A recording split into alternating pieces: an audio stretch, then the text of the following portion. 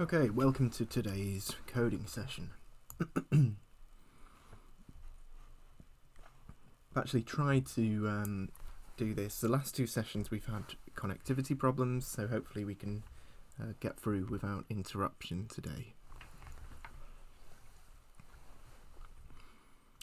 For loops using range.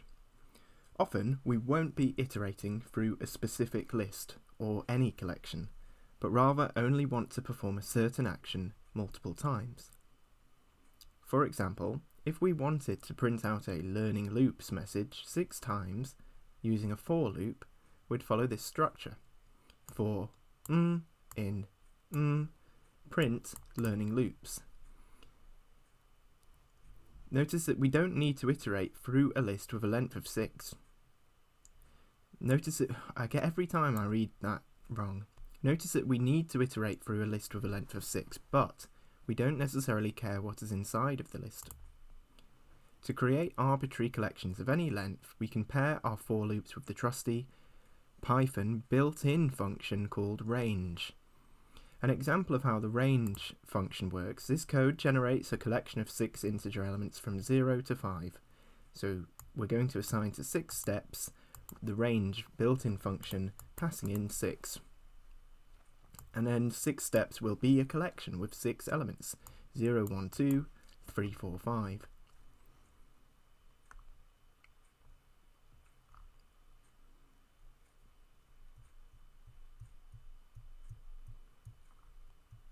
Okay, so obviously here we're not using a for loop, this is just to show how the range function works. Okay. We can then use the range directly in our for loops as the collection to perform a 6-step iteration. So for temp in range, and we've passed in 6, as you can see, we're going to print learning loops, and that would output learning loops, learning loops, learning loops, learning loops, learning loops, learning loops. Something to note is we are not using temp anywhere inside of the loop body. So we're not, for instance, doing for temp in range, print temp. So it's a bit strange in a way that we're not actually even mentioning temp after the colon. If we are curious about which loop iteration we are on, we can use temp in the body to track it. So maybe we could put it in the body. Since our range starts at 0, we will add, because remember, what it actually outputs is 0, 1, 2, 3, 4, 5. But of course we've got 6 elements. So the thing that we feed in, the argument that we feed in, is not like an unwanted operator, it's the number of things outputted. So obviously when you count starting at 0, we've got 6 things outputted. Something to note is we are not using temp anywhere inside of the loop body. If we are curious about which loop iteration we are on, we can use temp to track it. Since our range starts at 0, we will add +1 to our temp to represent how many iterations our loop takes more accurately.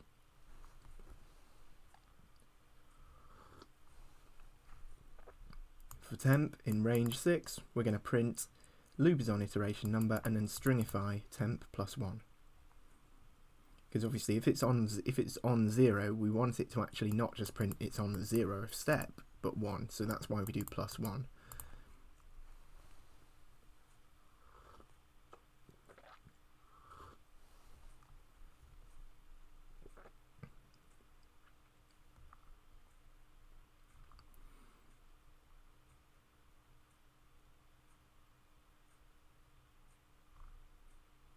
And then we have some instructions. Use the range function in a for loop to print out the provided promise variable 5 times. And what's happened here? So let's have a look. We've got promise, and I've assigned to it a string. I will finish the Python loops module. And I've got a for loop here for chicken in range 5, print promise. Now that's an interesting example because chicken is not actually appearing in the body. And so if you, just in case you think that you have to sort of match what's in here, you don't, what's between the for and the in. So if I click run, it does work. We do print promise Remember, promises I will finish the Python loops module, which is something I'm struggling to do actually with the internet connectivity. So it's funny it should say that. 1, 2, 3, 4, 5, it's taken me days. So we get that printed 5 times, you can see.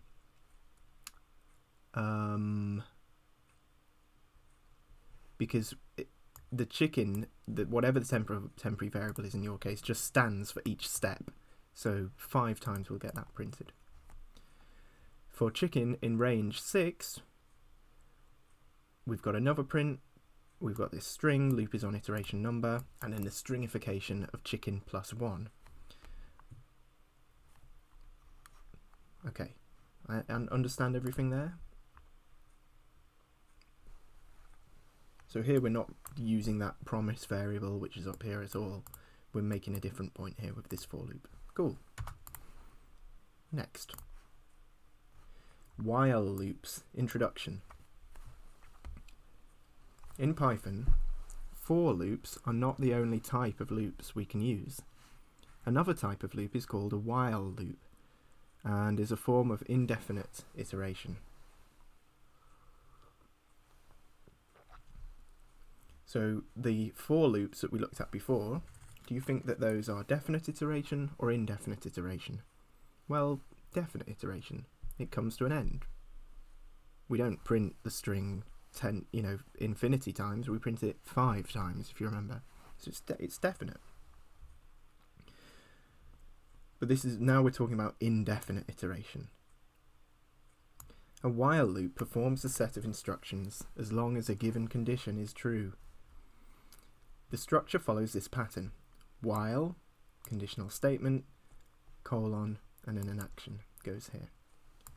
Let's examine this example, where we print the integers 0 through 3, meaning 0 and 3 are included. So if we have count and we assign to it a value of 0, here's the while loop. So while count is less than or equal to 3, colon, print count. And then we're going to add the value of count to 1, so that count becomes incremented.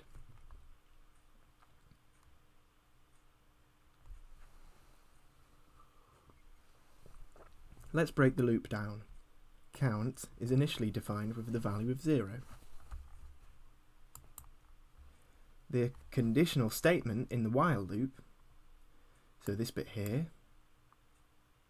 is saying this is the condition that must hold. What is count? Is it less than or equal to 3?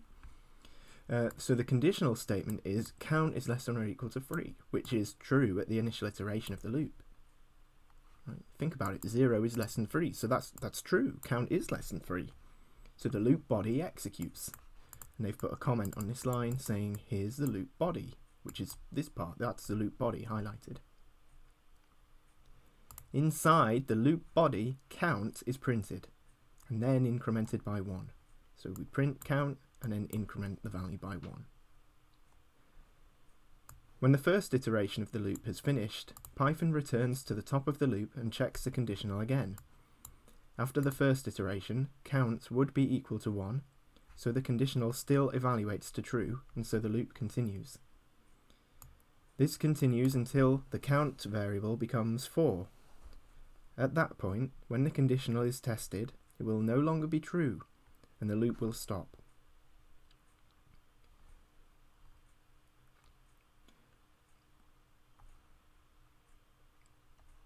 The output would be 0, 1, 2, 3, because if we then check, there will be a point in time where, conceivably, where we say, is count less than or equal to 3, and we say yes, because it is 3, so we do print it, and actually we do make it 4. We make it 4 because we add 1 onto 3. So it does become 4, but we never see any evidence of that because we never print out the value 4. Because by the time it's 4, count is no longer less than or equal to 3. So we don't do the loop again. Note the following about while loops before we write our own. Indentation. Notice that in our example, the code under the loop declaration is indented. Similar to a for loop, everything at the same level of indentation after the while loop declaration is run on every iteration of the loop.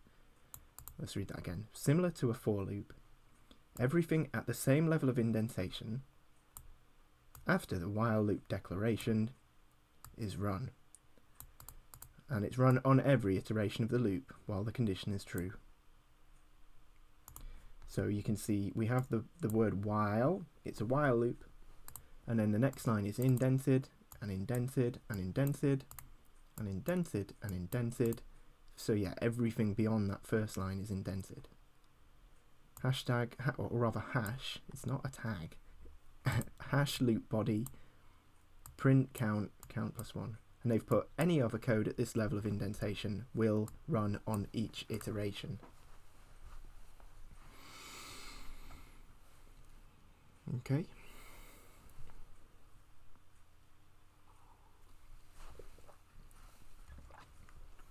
If we ever forget to indent, we'll get an indentation error or unexpected behavior. Elegant loops.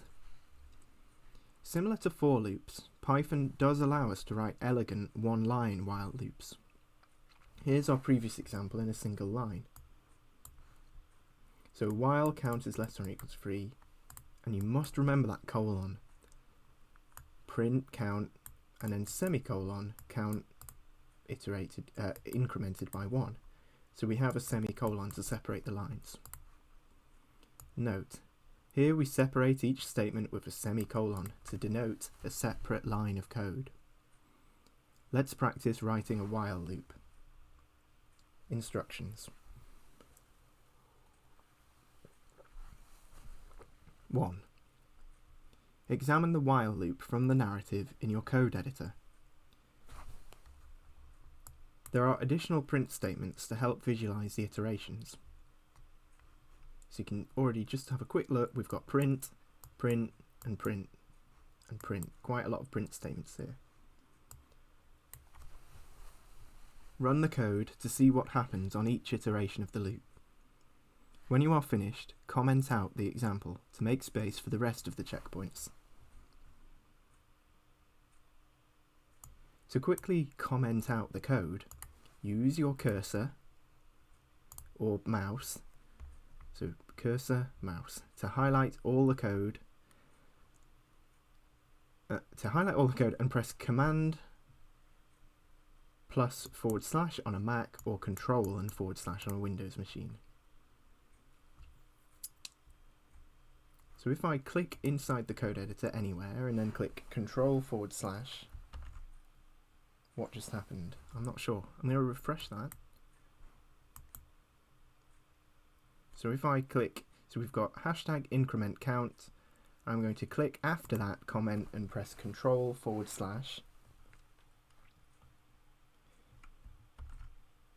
and look at that. It removes the comment. So again, so you can see it says hash increment count, so there is a hash, and when I'm about to do Control / and it's going to remove that hash. So 1 2 3 Control / and it's removed the hash. What if I were to click here at the end of this print function at the just after that closing rounded bracket and do Control / let's give it a go. Control / and now it is a comment. So it looks like when I do Control / it changes things that are comments into not comments, and things that are not comments into comments. Maybe I can just delete that and turn it back to normal code manually. So I'm going to do backspace on my keyboard. 1 2, and you see it's back now to normal code. Again, I can presumably just click anywhere on this comment line and it will remove the hash. So if I press just in the middle of the word current, Control / yeah, and then Control / so you can basically toggle between whether something is a comment or not a comment. If you notice the run button spinning continuously, or a Lost connection to Code Academy message in an exercise. Are you joking? You may have an infinite loop.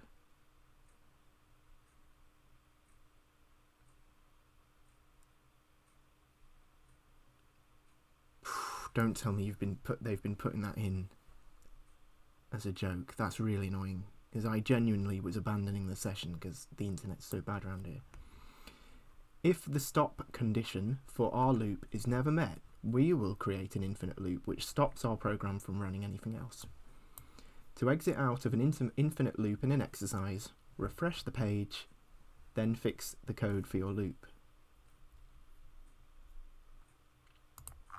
I don't think we ever got to actually doing any code that makes it. So anyway, the instructions. Okay. 1. Examine the while loop from the narrative in your code editor. There are additional print statements to help visualize.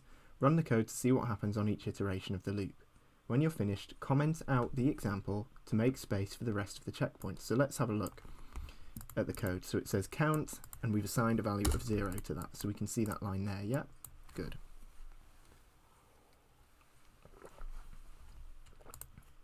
And then we've got a print function, print starting while loop.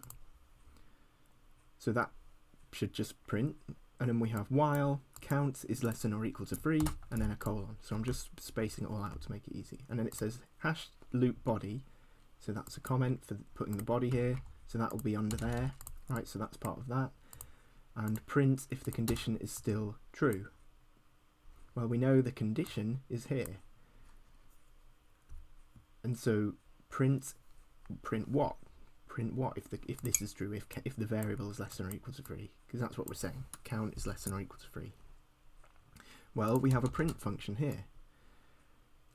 Print loop iteration count is less than 3 is still true. So that is the loop body. So we've got a print function there. Here it says hash print the current value of count. Print the current value of count. Count is currently, and then stringify count. And we may as well just have that part of the body as well. So we have two print statements in the body. The increment command, increment count. Count plus than or equal to 1. Print dash dash dash dash dash print while loop ended. So yeah, okay, lots of print statements, 3 print statements in the body.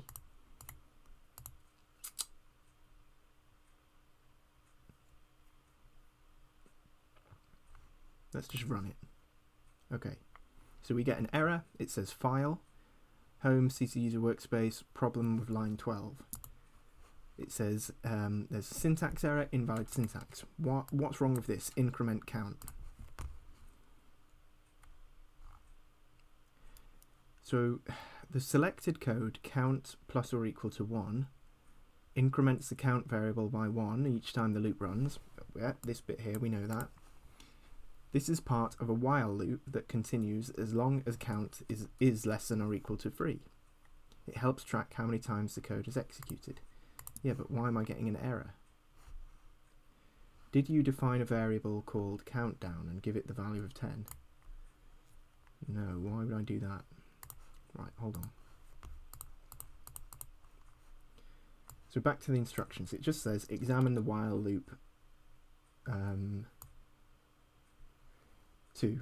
Let's write a while loop that counts down from 10 to 0. Once our loop is finished, we will commemorate our accomplishment by printing we have liftoff.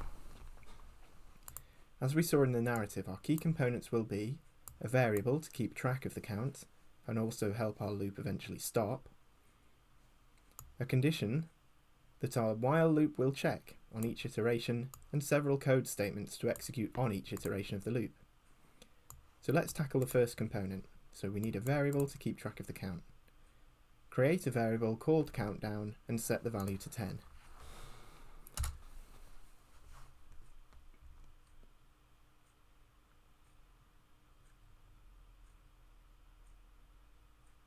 It does annoy me why this doesn't work though. Why can't it do increment count? Oh, that should be a comment. There's no keyword called it. I was thinking increment is like a key word. There we go. So this is how it should look. So we've got this statement printing starting while loop. That gets printed there. Loop iteration dash count is less than 3 is still true, so that's been printed out, and it should have been printed. That's because we've got the print function here. Count is currently 0. Loop iteration count is less than 3 is still true. Count is currently 1. Loop iteration count is less than 3 is still true. Count is currently 2. Loop iteration count is less than or equal to 3 is still true. Count is currently 3. And then while loop ended. So now let's do our code. So while, we need a while loop.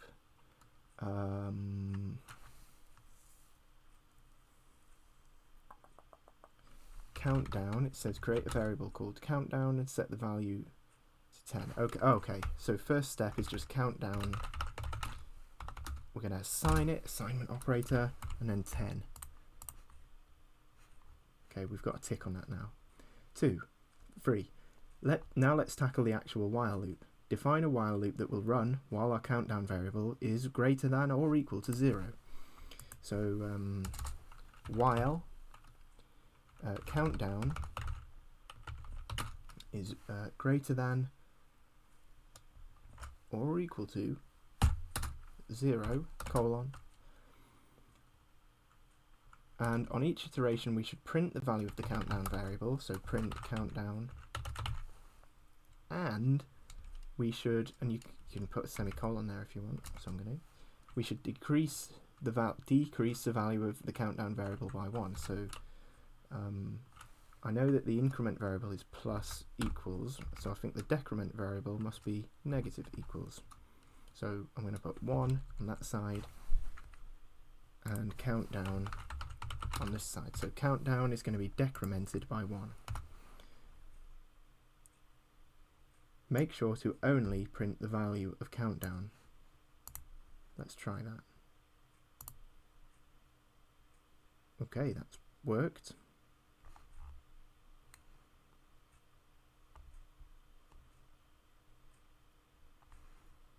Now that we have built our loop, let's commemorate our success by printing we have liftoff, all one word, liftoff after the while loop. Okay, so I'm going to go out of the indentation. So I'm going to go right to the beginning of the line. I'm not going to have this be part of the body. And I'm going to put print we have liftoff and then exclamation mark.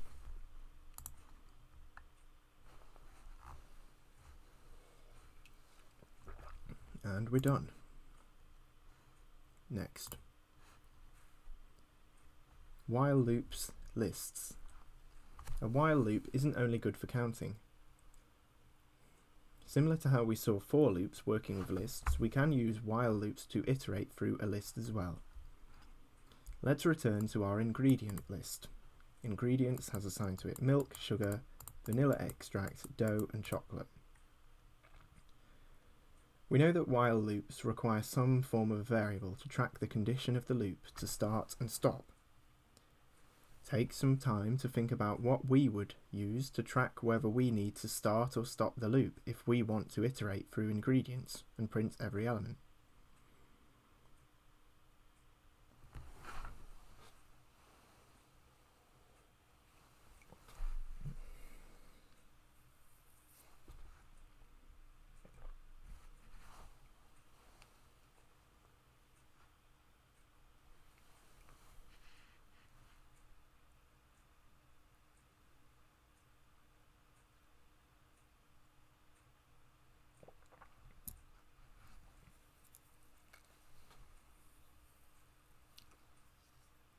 Take some time to think about what we would use to track whether we need to start or stop the loop if we want to iterate through ingredients and print every element.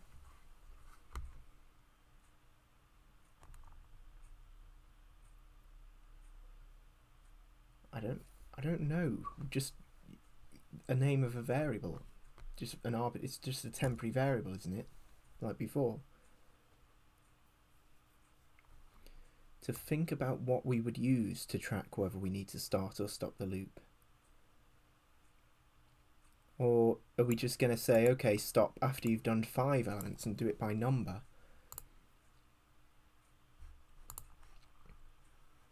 We know that a list has a predetermined length. If we use the length of the list as the basis for how long our while loop needs to run, then we can iterate the exact length of the list.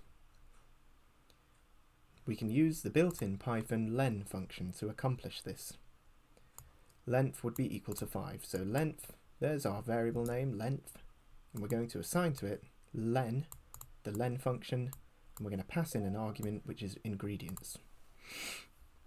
So we're doing the len function on our list, assign and packaging it up in length.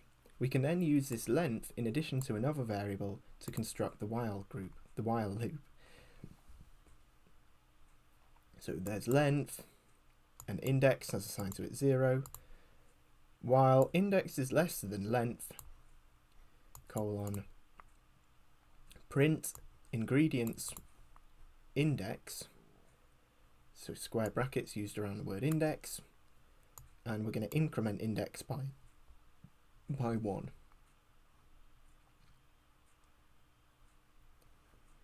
Let's break this down. Length will be 5 in this case, so length has assigned to it the len function, and we pass in the ingredients argument. So that, we all understand that, right? Explanation.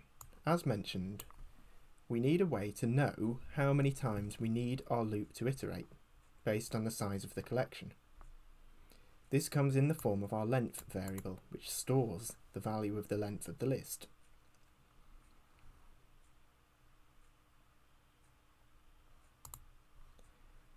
We still need an additional variable that will be used to compare against our length. So we have to say, well, while index, that variable is less than length, kind of keep going. That's what we're kind of saying. So as we know, with a while group, you specify the condition. So what is the condition that we need to hold in order to keep going and going back to the list and getting another ingredient? Well, we need it to be the case that we haven't finished the list yet. So index sort of keeps, this variable called index kind of keeps track of where we are in our progress through the list. So while index is less than length, colon,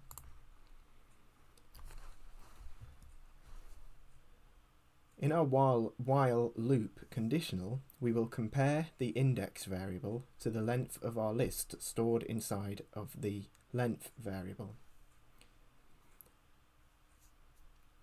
So the length variable sort of contains the length of our list. On the first iteration, we will be comparing the equivalent of 0 is less than or equal is less than 5, which will evaluate to true and start the execution of our loop body, because of course it's 0 at that point, it's the first iteration. So take a look at this.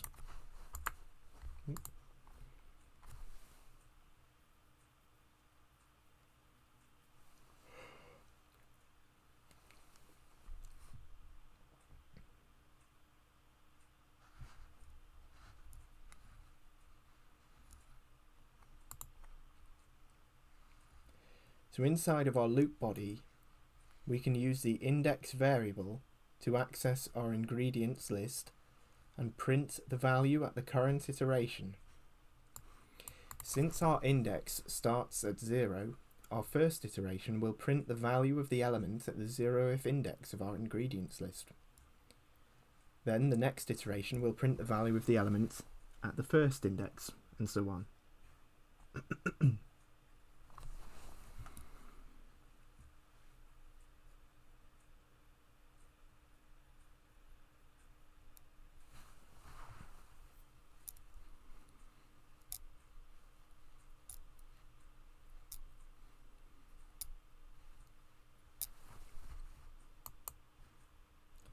On each iteration of our while loop, we need to also increment the value of index to make sure our loop can stop once the index value is no longer smaller than the length value. This increment also helps us access the next value of the ingredients list on the next iteration.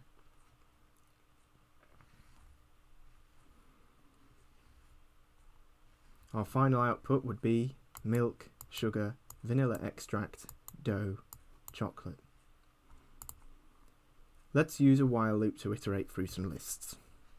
So, 1. We're going to write a while loop to iterate over the provided list Python topics.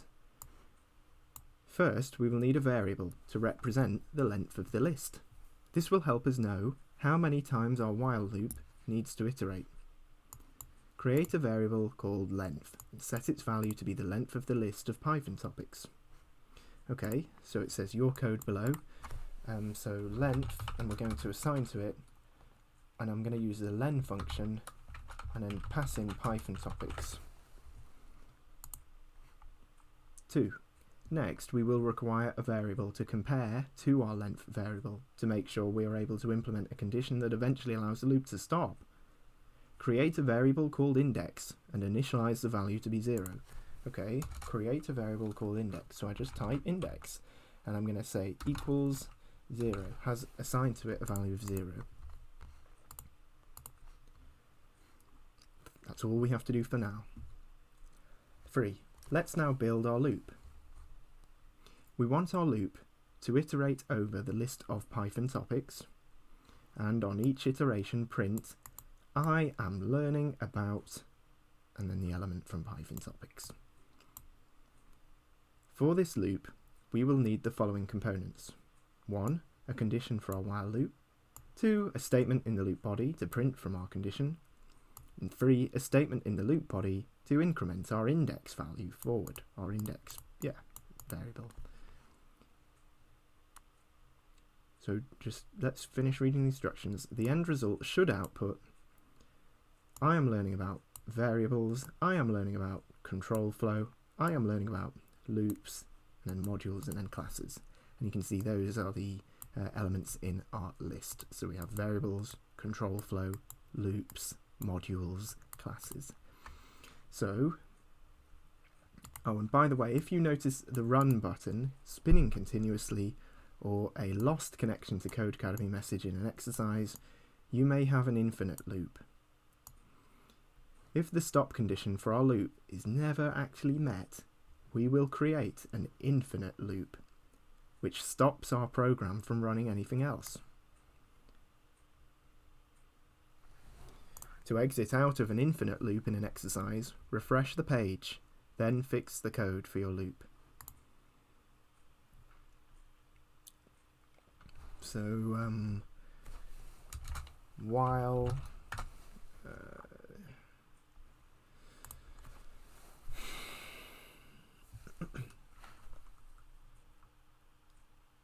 length is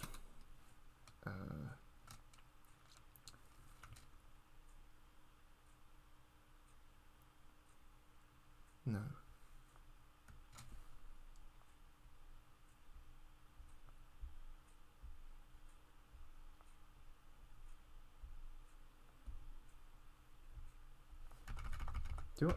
Do I just say while index is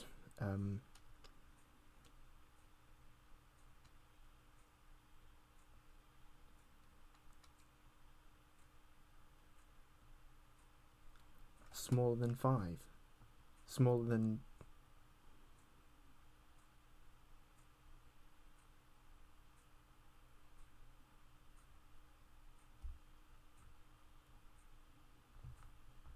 six, smaller than 7. Because if I said small, yeah, because we want to include 6. There's 6 elements, so we want ba ba ba ba ba ba. So when it becomes 7, now it's time to stop. So on the first, when we have the first element printed, index will become 1. When we have the second element printed, index will become 2. When we have the 6th element printed, index will become 6. So we do want there to be a point where index is actually 6, and we that's the theory anyway. so we need now a statement. Now we're doing the loop body, right? After the colon, this is called the loop body. So we need a statement to print our condition. So print I am learning about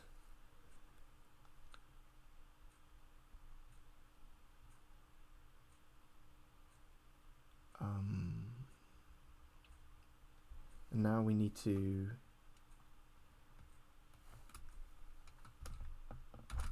go and stringify the value of an element in the list. Try that. We'll put index in square brackets. And so that's one statement. We also need a statement to increment our index forward. So index plus equals 1.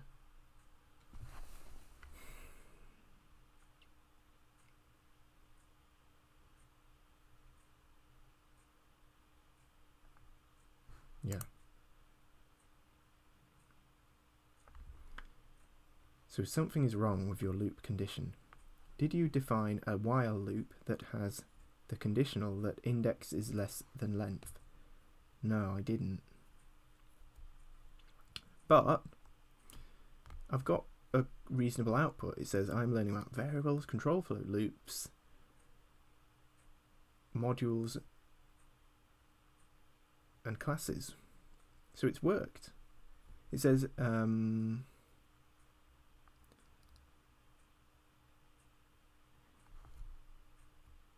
there's an index error though.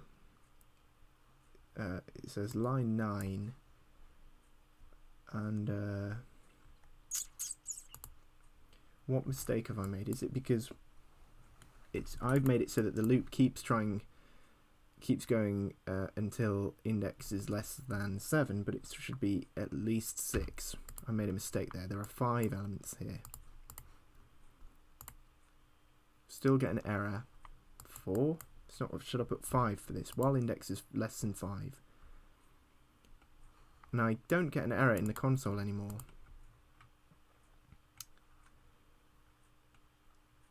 Yes, that's better. So yeah, your thinking was incorrect about how index changes.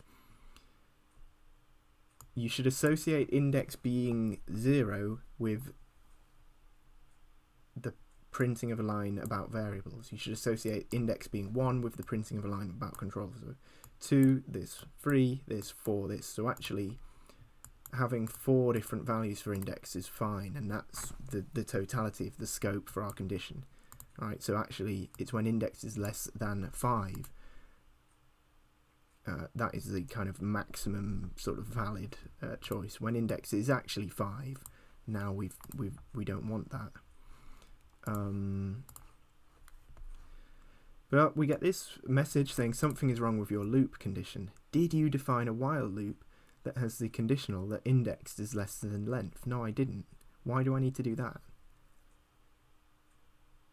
Because my thinking is, well, length is just the length of Python topics, and that's kind of a static thing. That's always going to be 5. So that's not going to change. So why would I want that in my condition? So is that what I'm supposed to do? I'm supposed to put index is less than length.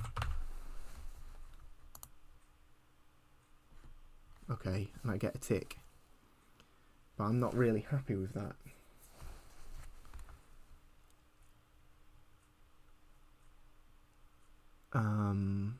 Oh, okay, yes, I see. So what I did, I manually put 5, but if you can kind of make it a bit more clever and say, well, just get it to work out, do the counting for you. So this will basically just be 5. This is another way of putting 5. This is the length of the list. And one benefit of putting length and length being a len function is that you don't make that mistake that I made to do with zero-based counting. Okay. So there we get our result. So